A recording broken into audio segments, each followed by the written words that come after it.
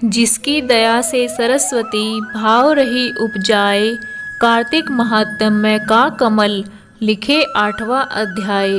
जय श्री कृष्णा, राधे राधे सभी को। ज्ञान कथा सार यूट्यूब चैनल की ओर से आप सभी को कार्तिक मास की हार्दिक शुभकामनाएं। श्रोताओं, आज मैं आप सभी के समक्ष कार्तिक मास महात्म्य का अध्याय 8 प्रस्तुत कर रही हूँ। नारद जी बोले, अब मैं कार्तिक व्रत के उद्यापन का वर्णन करता हूँ, जो सब पापों का नाश करने वाला है। व्रत का पालन करने वाला मनुष्य कार्तिक शुक्ला चतुर्दशी को व्रतव की पूर्ति और भगवान विष्णु की प्रीति के लिए उद्यापन करे। तुलसी के ऊपर एक सुंदर मंडप बनाए, उसे केले के खंभों से संयुक्त करके नाना प्रकार की धातुओं से उसकी विचित्र शोभा बढ़ाए। मंडप के चारों ओर दीपकों को सुंदर श्रेणी में सजाकर रखें। उस मंडप में सुंदर बंधनवारों से सुशोभित 4 दरवाजे बनाएं और उन्हें फूलों से तथा चंवर से सुसज्जित करें। द्वारकों पर पृथक पृथक मिट्टी से द्वारपाल बनाकर उनकी पूजा करें। उनके नाम इस प्रकार हैं: जय, विजय, चंड, प्रचंड, नंद, सुनंद, कुमुद और कुमुदाक्ष। उन्हें चारों दरवाजों पर 2-2 के क्रम में स्थापित करें। भक्ति पूर्वक पूजन करें। तुलसी की जड़ के समीप 4 रंगों से सुशोभित सर्वोत्तम बृहद मंडल बनवाएं और उसके ऊपर पूर्ण पत्र तथा पंचरत्न से संयुक्त कलश की स्थापना करें। कलश के ऊपर शंख, चक्र, गदाधारी भगवान विष्णु का पूजन करें।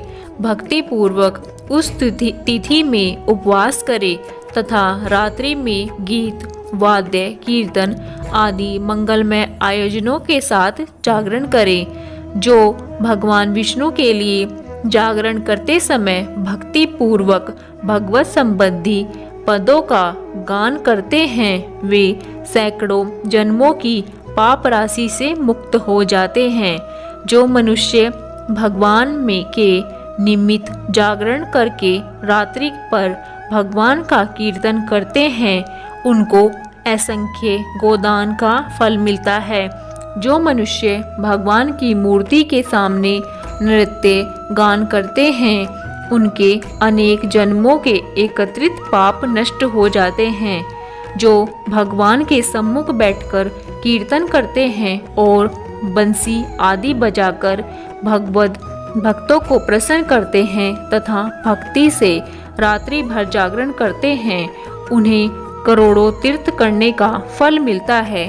उसके बाद पूर्णमासी में एक ब्राह्मण को आमंत्रित करें।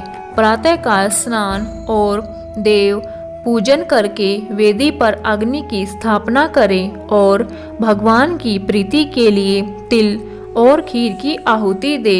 होम की शेष विधि पूरी करके भक्ति पूर्वक ब्राह्मणों का पूजन करें और उन्हें यथाशक्ति दक्षिणा दे।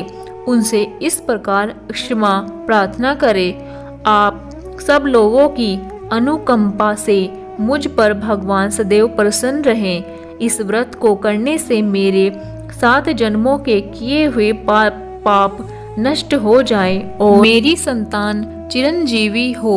इस पूजा के द्वारा मेरी सभी मनोकामनाएं पूर्ण हो।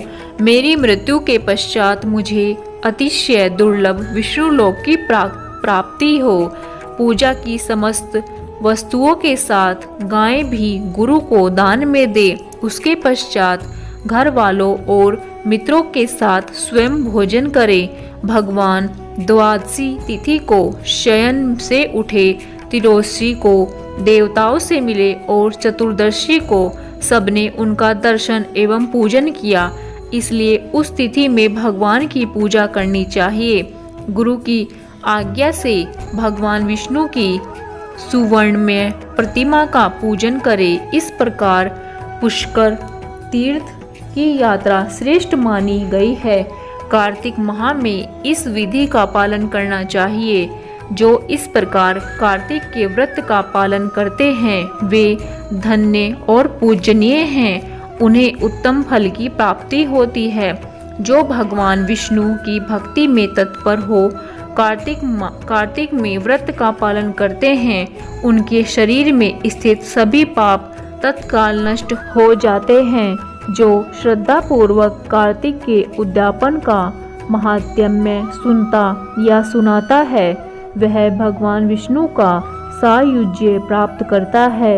इस प्रकार कार्तिक महात्म्य का अध्याय 8 पूरा होता है। जय श्री कृष्णा, जय श्री हरि। ज्ञान कथा सार का ये वीडियो आपको कैसा लगा हमें कमेंट बॉक्स में ज़रूर बताइए और हमारे वीडियो को ज़्यादा से ज़्यादा शेयर कीजिए। जय श्री कृष्णा, राधे राधे।